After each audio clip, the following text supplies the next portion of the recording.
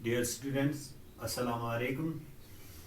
Our class is 7th and subject is social studies, and our today's topic is Mughal Empire. Dear students, as you know, this world, this globe has been ruled by different people in different times, at different occasions and in different parts.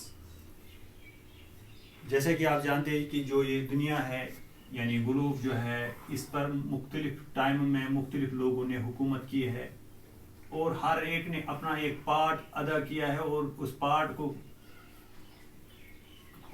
کو مکمل کرنے کے بعد کسی اور group نے یہاں پہ آ کے اس جگہ پہ حکومت کی ہے.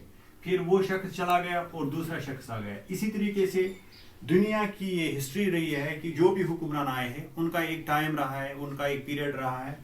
کبھی ان کا وہ پیریڈ مطلب بہت ہی شاندار رہا, کبھی کچھ رہا. اسی طریقے سے اس دنیا کی ہسٹری میں ایک دور آیا ہے جس کو ہم مغل دور کہتے ہیں.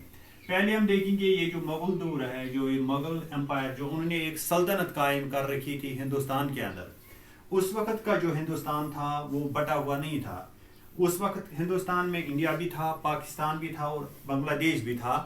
اور جس طریقے سے یہ جو مغل امپائر جو یہاں پہ مطلب حکومت کرنے کے لیے آیا, یہ مغل لوگ جو یہاں پہ حکومت کرنے کے لیے آئے, انہوں نے پہلے جو ان کی آریجن تھی وہ سنٹرل ایشیا سے تھی. وہ ٹرکو منگول لوگ تھے.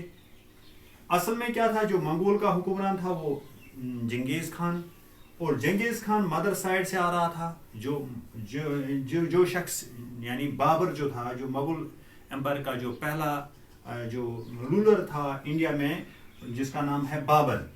جو بابر تھا, بابر کا جو مدر سائڈ جنگیز خان سے ملتا تھا, اور جو تیموری امپائر جو تھا وہ اس کا فادر سائڈ تھا. تو اس طریقے سے یہ ایک ڈائناسٹی تھی, یہ تیموری ڈائناسٹی. اسی ڈائناسٹی سے ایک شاخ نکل آئی جس کو ہم ہندوستان کے اندر مغلز کہتے ہیں. یعنی انہوں نے اپنے اس دور کو, جو دور انہوں نے نام دیا ہے اس کو انہوں نے مغل کہا. یعنی مغل دور سے اس دور کو جانا جاتا ہے. جو مغل دور میں جو پہلا بادشاہ تھا, جو فرسٹ مونارک جو تھا, وہ تھا بابر.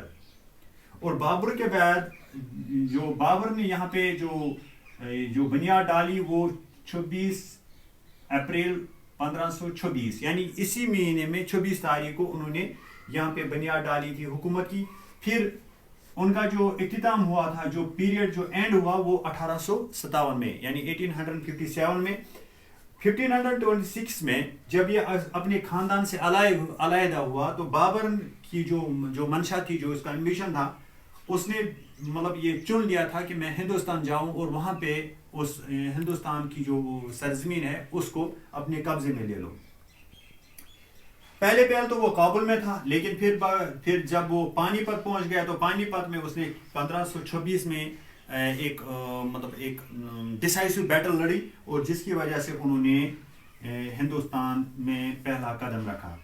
اور ہندوستان میں قدم رکھنے کے بعد اس کے وطن سے, اس کے جسم سے, اس کے جو اس کی پروجینی آگے بڑھی. اس میں ہمایوں تھا اور اکبر تھا اور سوان, جو ہم پڑھتے جائیں گے. اس طریقے سے مغل دور کا سٹارٹ یہاں پہ ہوا. لیکن جو مغل یہاں پہ بادشاہ جو تھے, انہوں نے پہلا اپنا جو مسکن چنا تھا بادشاہی کے لیے, حکومت چلانے کے لیے, جس کو ہم کیپٹل کہتے ہیں, آگرہ فورٹ انہوں نے چنا. وہاں سے وہ آرڈر نکالتے تھے, وہاں سے وہ اپنا جو ایڈمنسٹریشن تھا وہ چلاتے تھے. لیکن بعد میں یہ 1526 سے لے کے 1639 تک پھر ریڈ فورٹ میں انہوں نے اپنے آپ کو منتقل کیا, یعنی لال قلعہ میں. تو وہاں پہ وہ رہے 1639 سے لے کے 1857 تک, جب ان کا یہاں سے اختتام ہو گیا, جب وہ یہاں سے جب ان کی حکومت یہاں سے ختم ہو گئی.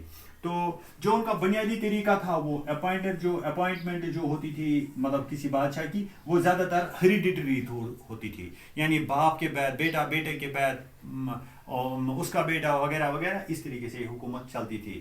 انشاءاللہ ہم آئندہ پڑھیں گے.